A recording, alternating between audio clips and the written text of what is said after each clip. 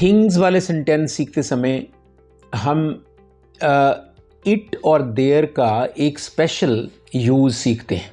आप जानते हो IT इट का मतलब होता है ये, THERE देयर का मतलब होता है वहाँ। ये मीनिंग है इट और देयर का। लेकिन हम कई बार इट और देयर से कई फ़िक्रों को हम शुरू करते हैं। तो कहा जाता है कि use of it and there as introductory words. तो ये कहाँ पे हम करते हैं ये मैं आपको बताने लगा हूँ।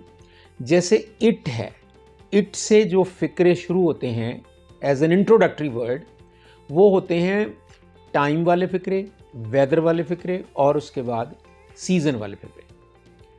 समय के बारे में जो वाक्य होते हैं और जो मौसम के बारे में वाक्य होते हैं और जो किसी ऋतु के बारे में फ़िक्रे होते हैं वो हम इट से शुरू करते हैं। जैसे मैं कहूँ कि सुबह के 6 बजे हैं, इट इज़ 6 o'clock। बहुत गर्मी है, इट इज़ वेरी हॉट, क्योंकि गर्मी की ऋतु है, बिकॉज इट इज़ समर।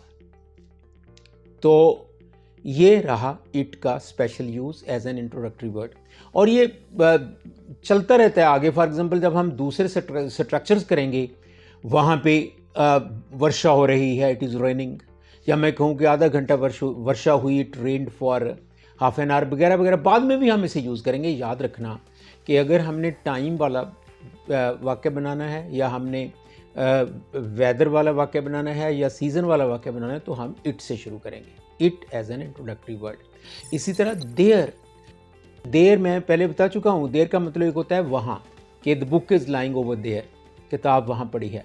लेकिन देयर से कौन से सेंटेंस शुरू होते हैं, तो ये समझने वाली बात है।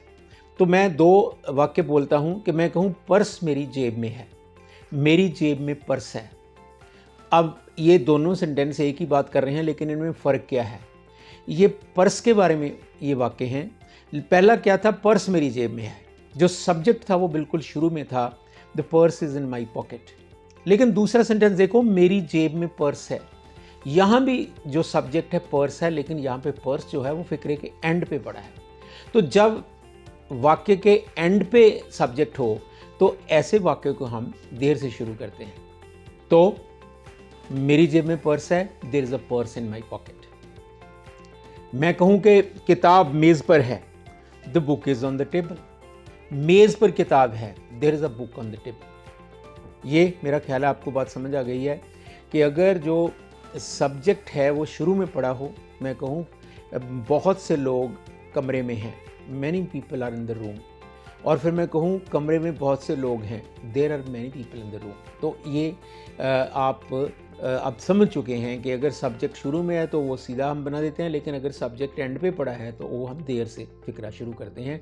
सो ये हम इसको कहते हैं the use of it and there as introductory word.